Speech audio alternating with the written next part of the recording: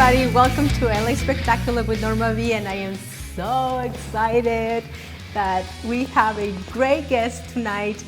He is just being one of my inspirations since I met him. How long ago since we met? It's been a minute, huh? Yeah, it's been a minute. Yeah. But look at him. We don't want to date ourselves. Yeah, but look at him. He's so handsome. He's a heartthrob, and his name is Jay Montalvo. Thank you. Thank you. Those are kind words. I mean, I think I owe you $10 for that. Yeah. No. You just buy me a drink and you'll be fine. Okay, we're good. Yeah, I bribed her. I know, but no, seriously, how you been? I've been great. I've been kind of how do we put it? Just experiencing a whole new shift in the trajectory of my journey as an artist, and I'm really kind of very into the spectrum of it and just letting it show itself and how it's going to be, not trying to control it. Yeah. So it's very, very interesting. Yeah. Well, I love your look. Yeah, this is interesting too. The hair. This is the first time I've actually let my hair grow this long, actually in the business, and it kind of just, I was encouraged to do it and said, hey, grow your hair long. But I had done a lot of commercial work in the past, and it always forced me to keep my hair pretty short. And then at the same time trying to take this risk about, well, do I categorize myself by letting my hair grow long? And so there were all these thoughts, and I just said, you know what, I'm just gonna go with the flow, and I'm gonna let my hair grow. And I wound up getting this movie that came as an offer, and I play this detective in it, and with the hair that's longer, and it just kind of encapsulated itself. For you, yeah, it's definitely working out. Isn't that funny how one thing, you change one thing in your appearance and it's like boom, wow. And you're like, why didn't I think that before? I know, but in this case it wasn't even about why didn't I do that before. It was more like it was the time and it found me, as opposed to me trying to have some kind of level of frustration where I'm thinking, I've got to change my look in order to get this work, because where I am now in terms of where I am, I just feel like the less I try to make anything happen, the more it does. Yeah, it's kind of like, give me your hand. Yeah. I'm going to push, okay? Oh, okay. See, the more I push, you push back. There we go. So Newton's law. Exactly, right? So it's kind of like, just let it be. Yeah. Because a lot of times it's the energy that we put out, is the energy that we get. Right, and it's funny you should say that, because that's resistance, right? So resistance is definitely one which stops people from bringing forth their magnificence, which is something that, because I've also started teaching, right? And my God, are you serious? Yeah. Okay, so before we talk about that, can we talk a little bit about your upbringing? Yeah, sure. Yeah? Absolutely. So up until, for a majority of my life, my adolescent life, I was an only child. Until one day my father decided to have or marry again, and because he had divorced my mom. I thought you were gonna say No, he divorced my mom when he was when I was about 16. But they remained very, very good friends. I lost my dad in 2005. I'm sorry to hear that. It's good. Thank you. He passed of esophageal cancer, and so my dad left me 2 sisters, and they're from different moms. So one he never really spoke about. I guess maybe because he felt bad that he wasn't married to her. I don't know. He was kind of a traditionalist in a lot of ways. Yeah. And then my other sister. So I have two sisters. Oh, that's I cool. barely see them though, but you guys are kind of close? No. We've just been very diametrically apart for a very, very long time. So it's still been kind of the only child thing for me. Wow. So I grew up in New York City, and then you don't have an accent. Well, I can have it. Believe me, if I go back to New York and stay there for a little bit, hey, all of a sudden I'm talking like this, and hey, how you doing? Yeah. So I love that. Like, hey, what's up? They don't say what's up. What do they say? It's like, hey, yo, what's up, man? Something like that. Have a cup of coffee. Yeah, you want to get a coffee? Yeah, there you go. Yeah. Let's sit down. What do you want to talk about? I don't know. We'll talk about anything. Talk about life. So New York City is where I grew up, and my mom still lives there. Probably one of my only family members that I have, except for all my high school friends. I haven't seen my mom for 3 years right now because of what happened with that whole COVID stuff. But I'm soon to go and see her, but she's doing great and fantastic. And so, yeah, that's kind of like my ties to New York City. It's always going to be my hometown. Yeah. Although LA is really where I live. I've been here a very long time. It's like you come here and it's like, oh, okay, it's kind of hard to leave. Yeah. And then you live in Denmark. Very, very true. And I mean, I would have never made it out to LA if it wasn't for the movie business, you know? It's like... So talk to us about how you started on this crazy business of entertainment. Yeah, so I went to school for science. I majored in biology. You did like a whole 180. But it was always something that was a burning desire for me since I was like 5 years old.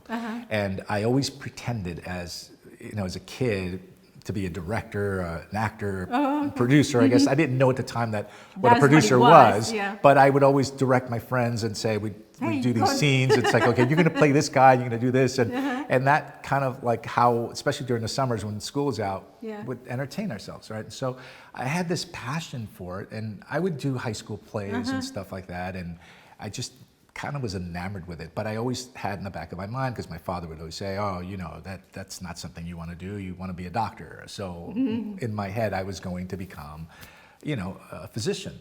But clearly after I got out of college, it just burned even more and more and more. And I just said, I've got to really find out what this is about. So I kind of immersed myself in the world in New York. So did you go in a specific school for acting? Well, I'm Meisner trained back in the day. I'm a member of the Actors Movement Studio till this day. And it's interesting because for me, it got me a long way, but I always felt that the work was incredibly intellectual in terms of like its delivery, about knowing all these techniques and concepts. It wasn't until actually I met somebody out here years ago, actually about 14 years ago, that we started talking about the quantumness of being, meaning that he wasn't even teaching then.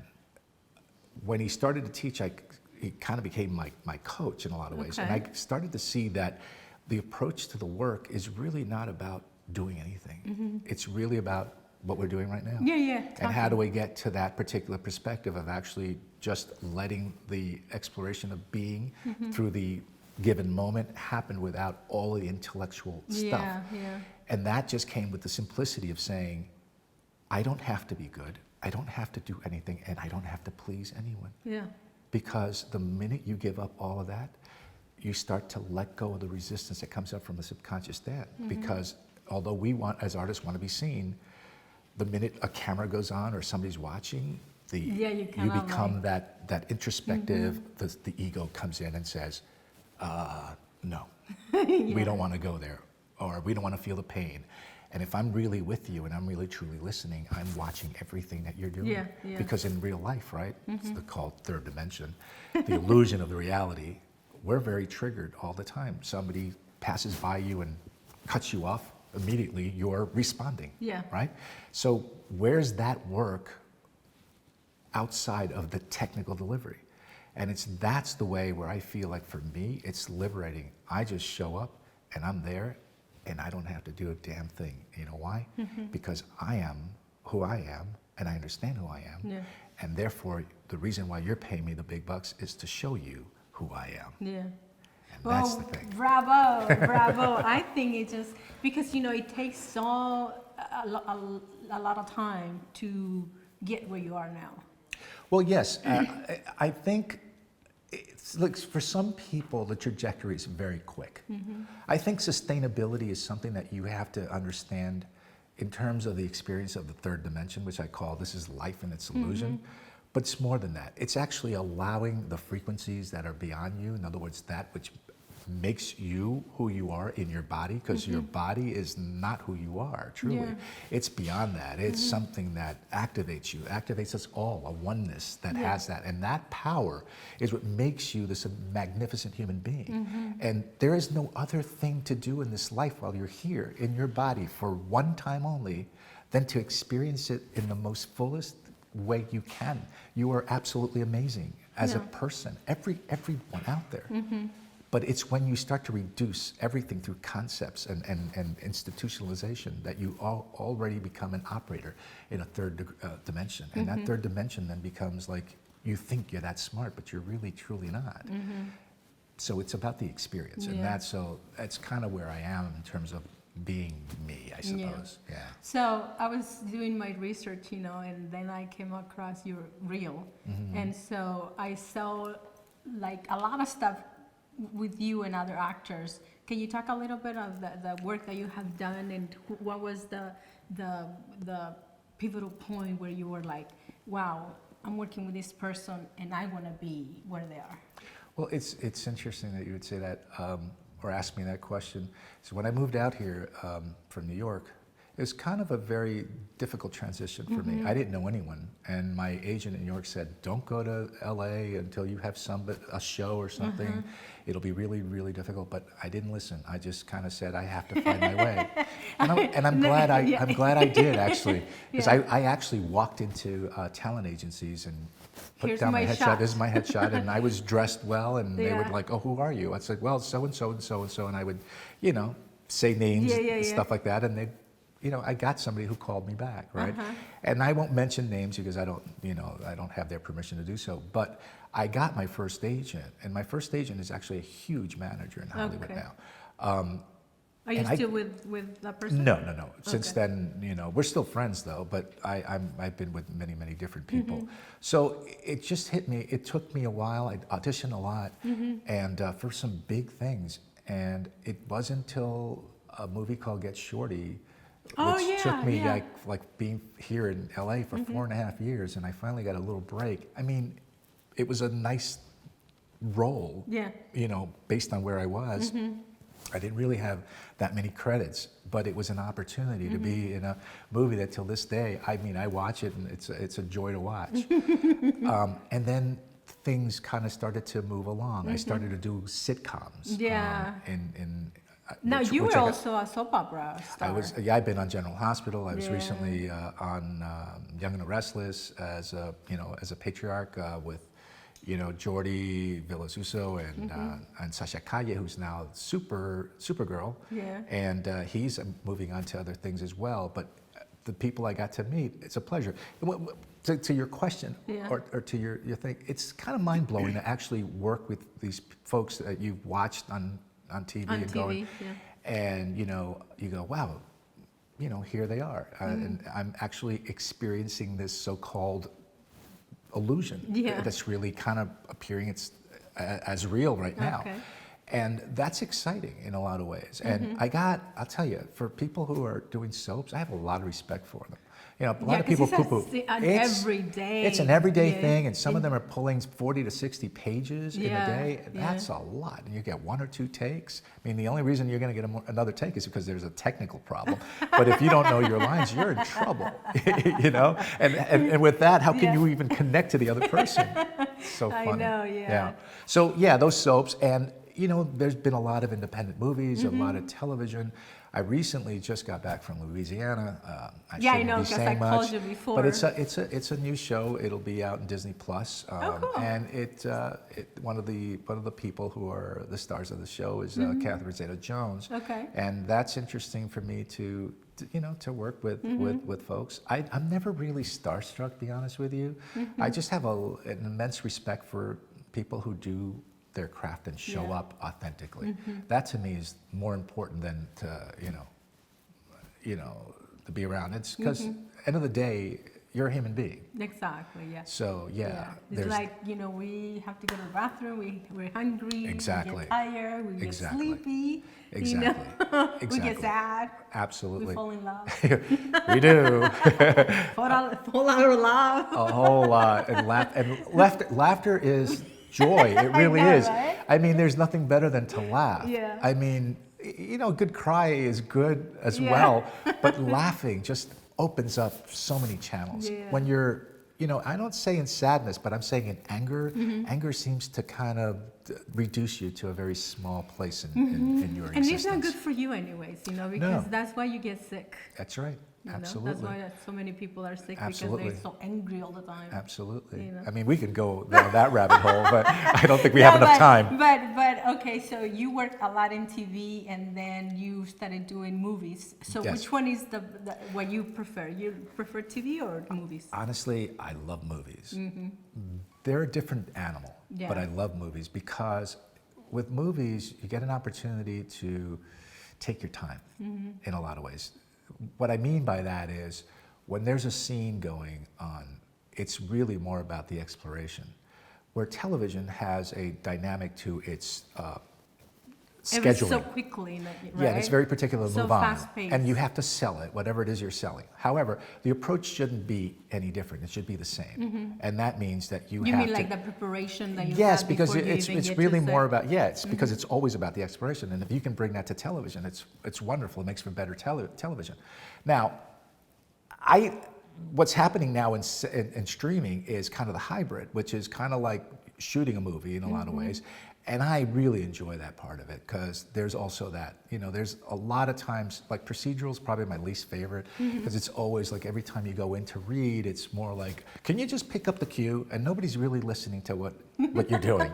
They could care less. It's just like, do they fit the type? Do they fit that? And it's like, so I'm in there and I'm polite and I go, I don't really care at that point. If I'm not selling you, I'm not here to jump cartwheels for you. I'm here to show you me and that's it. So it's all good. It has its dynamics, and I kind of share that experience with folks who ask about how is the auditioning process. You've just got to own you. Yeah. No, I think that's very important that you're saying that because when we're younger, we want to please everybody. And they're, like you say, if you want me to do a cartwheel, I'll do it. But Right. now it's just like, no way, I'm not gonna do it. Right. You know what I mean? Right, exactly. And I think they get more respect when you kind of like, you how do you say it?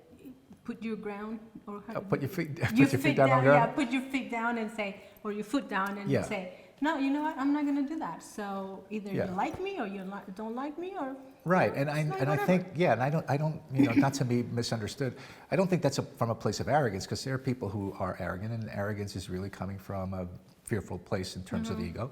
It's more about your confidence and like who you are, and if you really understand who you are, there's no compromising you. So where do you stand in that particular place? So everybody isn't going to be your friend, right? But those that do gravitate to you become your village, and that village always works together. Exactly. Yeah. So from all the movies that you have worked, which one has been your favorite? That's an interesting question. I don't think I have a favorite. What I do have is an experience that's always wonderful in its moment. Like this movie I just finished, playing this detective where the hair is longer. Because you played detective before. I played a lot of detectives. Was it CSI or what was it? I've played a lot of things, from casino owners to congressmen to governors to to drug lords. I mean, you name it. I get a lot of the drug lords, but the elegant guy who's the rich drug lord. Like you're super tall and you have like a really cool appearance. Yeah, thank you. And I think I like that long hair. Yeah, me too. I'll keep it for a while. No, seriously. Because with the short hair, you're more like a clean cut. This one, you can put like a ponytail. Yeah. Do different things. And speaking on this situation on the hair and I've got a project which I'm going to start to pitch soon. This is starring me. So this is a movie, and we're putting together the actual pitch deck should be done this evening. And we're going to go, it's kind of a picture franchise, and it's kind of like I wouldn't want to say Jack Reacher, but like a Latino Jack Reacher, but sort of like that. That'd be so that would be me. The title of the project's called Garza. And so Joe Garza would be the character, and it's just a really cool, it's a different experience, and so why not, right? Yeah, sure. It's a really, really good script. It was created for me, and putting this cast together, and then go out there and get this thing going, and hopefully spin a television series off of it as well. Yeah. Well, stay tuned, you guys, because you're gonna see him soon. And you were talking about, before we, started all this conversation, that you started teaching. Yes, I recently started teaching. That would, I think January the 6th was the launch of the teaching, and basically. So it's your own school? Yes, it's called the Fifth Frequency Studio. And, and where is it at? We're actually located in Sherman Oaks right now. And you can give them the information so they can follow you. Oh, well, actually, you know what? You can go to my website, which is J-A-Y, Montalvo, M-O-N-T-A-L-V-O, jmontalvo.com. And on there, you'll see a lot of things you can navigate. You'll see what I'm all about. And you can hit the tab for the Fifth Frequency Studio. And yeah, reach out. You know, it's not for everybody. It's really, it gets into a lot of work introspectively in terms of, you know, who you are and what blocks you. Now, do you teach newcomers? Yes, absolutely. Actually, I'd rather prefer the people who've never done it before, because to deconstruct the ones who have been trained for so long, it takes a while because they hang on to concepts. I know. And you know, but hey, you know, it's really. But everybody's welcome. Everybody's welcome. Exactly. Like I said, it's not for the faint at heart, because really it challenges you to kind of say, how do I become a better human being, not only through art, but through just being in the world. That is so true, because when I remember when I first started acting school, I was such a bitch.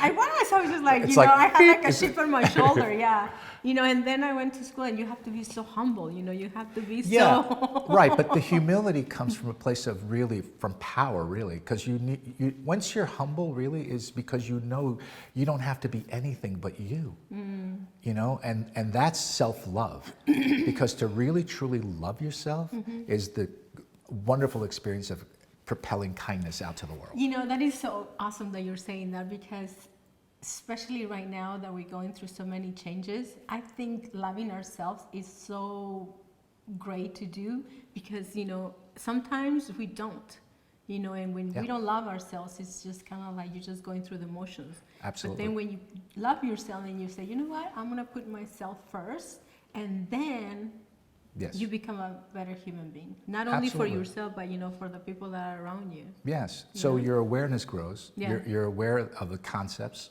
You're aware of all these things that basically subjugate the human existence. And so when you're free of that, because we're truly never free until we leave the body, right? But while we're in the body, who said that it's about you suffering? Where is it written? Who told you that? But you know what? That is so true, because I think when you're sad, or you used to, it's like your mind is used to being sad, or you know, like, oh my God, I'm so depressed. And you know, and when you kind of like wake up and you're like, why am I depressed? Why am I sad? You know, it's like, I just want to be happy. There you go. So you ask those questions. Those are pertinent questions to ask. You ask, why is that happening? Which then allows you to basically investigate your lineage, where you've come from, your parents, your grandparents, people in your family. Who was what? How do you... imagine, you are a vessel, right, of DNA from so many generations that live in your body. And all those voices you hear are all the conditioning of all those prior people that have come onto this planet that are now living through you. So therefore, the human experience, in a sense, has its immortality through biological DNA. But it has mortality in terms of its actual body formation until it, you know, decomposes.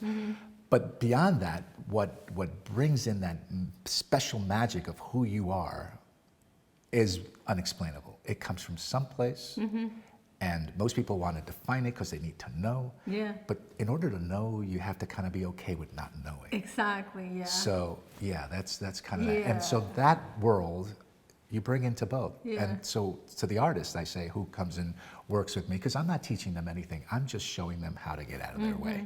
Meaning, allow the magnificence of frequency that's beyond your existence, a third dimension, allow that to be coming in through you. So when you're having a scene, you're being done, you're not trying to do anything. You know what I'm saying? Not trying to force Human beings try to control everything. I know. Let go of the control. Let go of the control, and the perception of control will be there. That is so true. So what do you say to all the new people that wants to start in this business? I say really focus on who you are, first of all. What is it that you truly want? Because here's the thing, I kind of say to people, look, this isn't about being good, because if you stop trying to control being good, you already are good.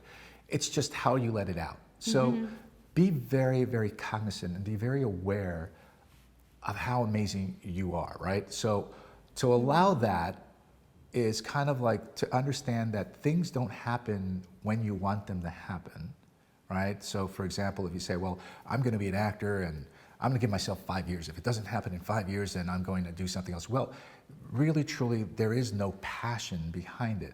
You have to be passionate about it. It's almost like playing baseball, let's say. I say to folks, all it really demands from you is to show up prepared. And whatever the preparation is, that's for you to determine. You don't know if you're going to hit a foul ball, strike out, hit a home run, hit a single, hit a double. Yeah. But every time you go up there, you have this ability of wanting to say, I'm going to hit a grand slam if there are people on the base, or I'm going to hit a home run, or I'm going to get on base. Whatever it is, as long as you show up because you actually don't lie to yourself, you tell yourself truth, I'm going to make myself the best I can within the physical world, it'll happen. It's just, you're just not guaranteed when.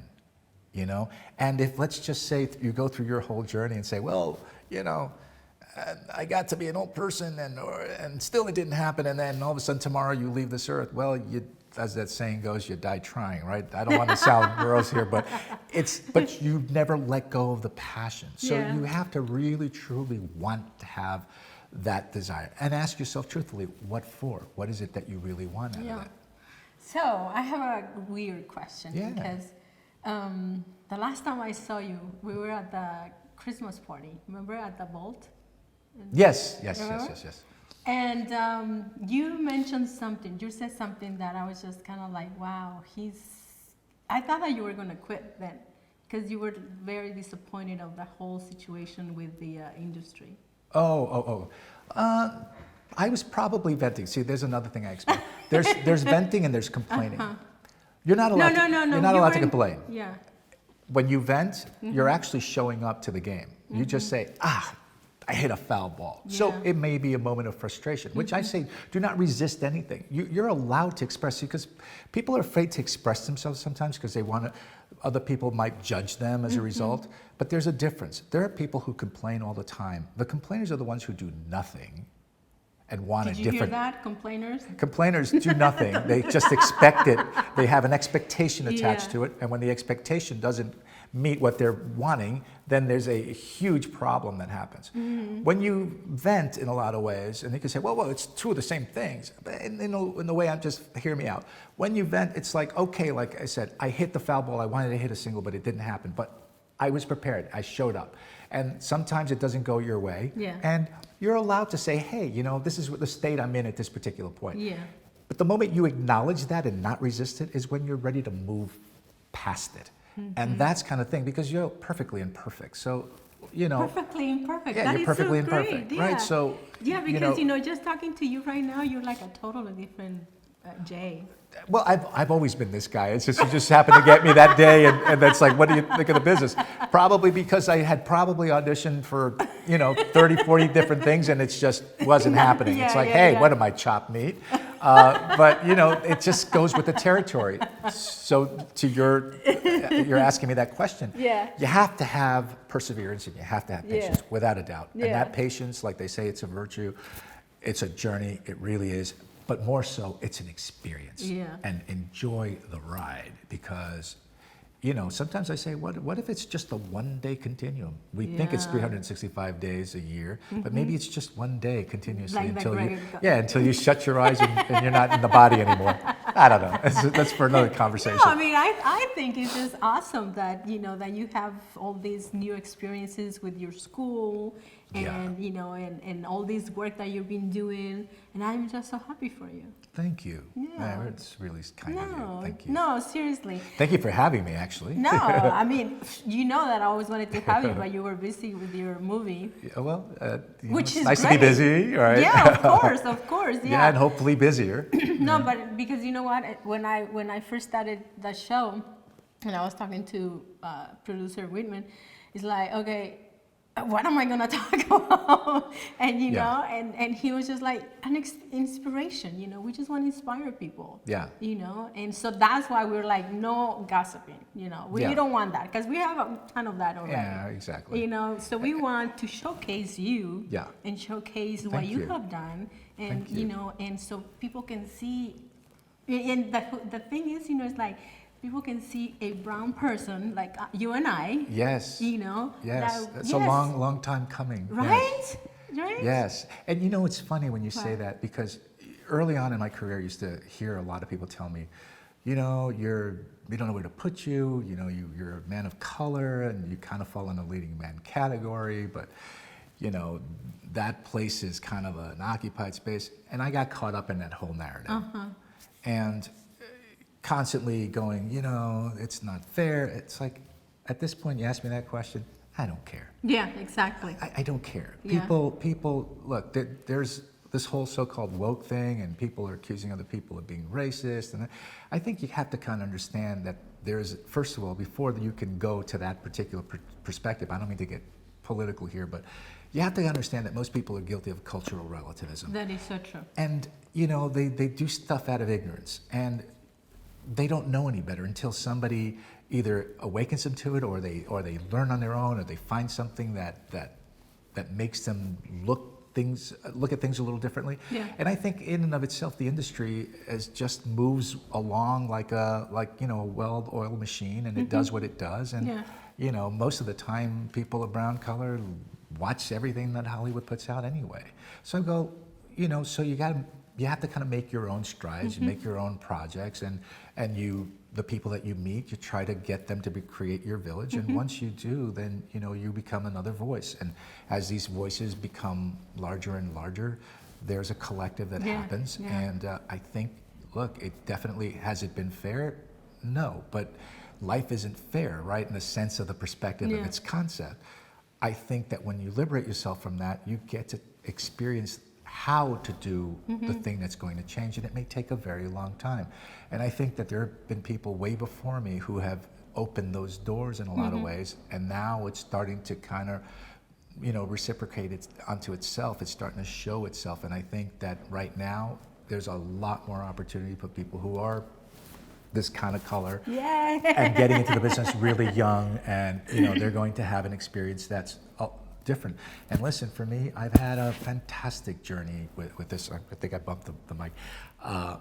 Because I got to tell you, since when I was 5, pretending to be the director and that stuff, and the producer, that I'm actually living that particular so-called perspective of its dream. Yeah. So what am I to complain about?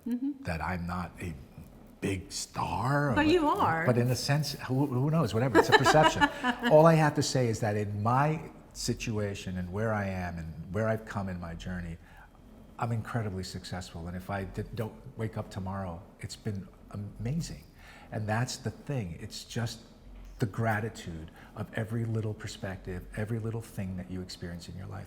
That's what's the most important thing. I mean, this whole other thing about what you think you want to be is kind of an expectation or an illusion on itself. So let that go and let the experience be what guides you, and enjoy your life. I mean, I think it's amazing that you're saying that, because you know, there's so much, like you say, you know, now with this new technology that we have, you know, everybody, you know, they can just pull out their phone and start making a movie. And you know, and I think it's just great. And then also people that are color, and they start seeing us more on, you know, on screen, and they're like, well, you know what? I mean, if they can do it, I can do it. Right, you exactly. know? No, and I hear you. And that's a how to put it, a big seat to fill, right? And yeah, wherever I can move things in a more of a positive light, other than the stereotypes. And look, the stereotypes exist. Yeah, so of course, to pretend that they don't is, you know, it goes against the grain. That's more resistance. So when you resist, more of it comes, right? Yeah. So if you want to get out of the whole depiction of the stereotype, keep showing it, but show the other perspective as well. And so there's a responsibility there, because, you know, otherwise, how does humanity really get to understand each other, right? So is there a role that you wouldn't play if somebody offered it to you? You know, I don't have any judgments of it. I'm of the belief that if it's really important to tell, even if it goes against the grain of my so-called existence as a human being, if it's important, then I find the way to get out of my own personal judgment about it. Because for me to say, I won't play that because it's I don't know, I'm not saying there are people who draw the line at some place. I'm just saying, hey, let me see. So it's a fair question, but I guess I'd have to really experience it in it. No, I think it's very, very well put, said, because, a lot of times some people say, no, I won't play this, I won't play that. But at the same time, it's like, well, let's see what what is this all about? Yeah. Yeah, let me see if it's something that I'm putting forth a judgment, an obstacle that I'm like, it may be the biggest gift. You never know, That's true. Yeah, that's true. Well, wow. It's been a pleasure having you. It's a pleasure being here. Thank you for having me. No, seriously. I mean, is there anything that you want to tell to your fans out there, and where they can find you, besides you already said, jmontalvo.com? Yeah. So look out for when that season, there'll be a big announcement about it. I can't really say anything because under contract I can't. But it's on Disney Plus, so it'll be a new show and you'll know. Just keep watching, and thank you for the support, and if you watch this and you want to reach out to me, I do answer emails. If you're he does. I'm always about that, and just be kind. You guys, it's a wonderful world, and make it a better place. While you're in it. Oh, that's so nice. All right. Well, I owe another $10. No, okay. So tell them your social media where they can. They can follow you. So I'm on Instagram, JAYX Montalvo. JX. Where is the X coming from? The X is my middle name, Xavier. Oh, okay. So sorry. Yeah. Say it again. Sorry, guys. So J X, the initial X Montalvo. That's the Instagram handle, and you can find me on Facebook under J Montalvo, and obviously you have my website, jmontalvo.com. Yeah, take his classes. Just listen to him how he talks. Frequency Studio. This is what I share with you, the experience. I walk the talk. No, thank you so much for coming, because this is what we want. We want when somebody watches, they see you and they're like, oh, I can go take a class with this person, absolutely. Because a lot of times, literally, there's a lot of studios that you go there and it's like so bad, because they treat you like there's no room for that. And so because especially someone that is going to start in this business, they want to have someone that it's going to relay on them and tell them the truth, but not being right. I know what you're saying. Yeah. No, you don't have to be cruel. Exactly. Not being cruel about it, like, oh, you're not good about this, or you're not this, or like you said, right, like because the objective here is not to be good. We already established that, and it's like, and then people would go, "What do you mean not be good? How are you going to be? You're going to suck?" No, it's not about that. It's actually the opposite. Yeah. You're going to be way beyond the concept of good, because you already have it. That's the point. You already have it. It's just you have to be shown a way to be able to get through it. It's almost like you're this giant vessel, right? And there's all these obstacles. So you get caught up in the obstacles, and you navigate with the flow. That's true. When you surf, right? Let the surf do you. Don't try to control the surf. Oh no, you'll get drowned.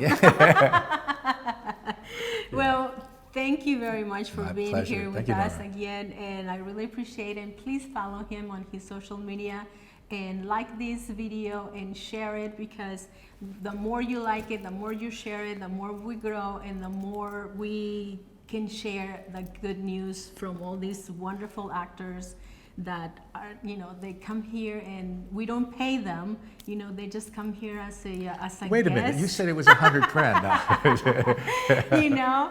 So in reality, we're doing so many things with almost nothing, because we want to educate you, educate the public, educate the person or the people that wants to start in this business.